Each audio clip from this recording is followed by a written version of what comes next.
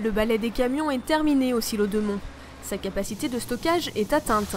Il aura fallu près d'un mois et demi, 65 remorques en jour de pointe et quelques 1500 tonnes de maïs livrées au quotidien pour remplir ses objectifs.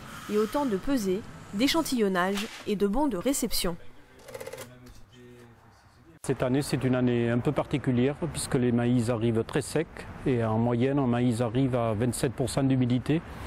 À la sortie du séchoir, il doit être entre 16 et 17%.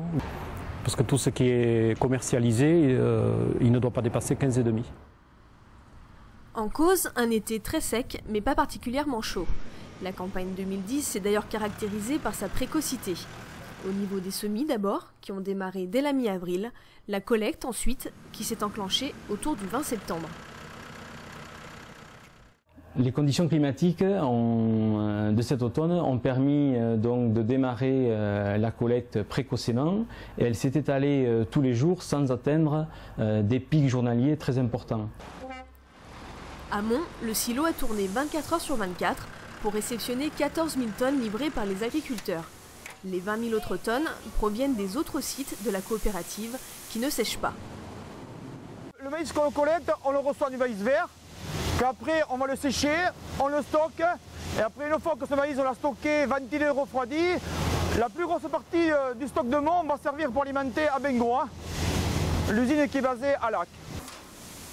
En 2010, Euralis a collecté 650 000 tonnes de maïs. 120 points de collecte et 13 séchoirs y ont permis de traiter ce volume.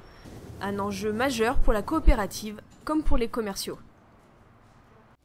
Mon activité pendant la collecte consiste à aller visiter tous les agriculteurs pour leur parler de la politique commerciale et voir avec eux leur plan de commercialisation, c'est-à-dire proposer plusieurs contrats qui leur permettent de valoriser au mieux leurs revenus. La fin de la collecte a sonné l'arrêt du séchoir à Mont. Le maïs est désormais stocké dans 2 ruches avec une capacité de 12 000 tonnes chacune.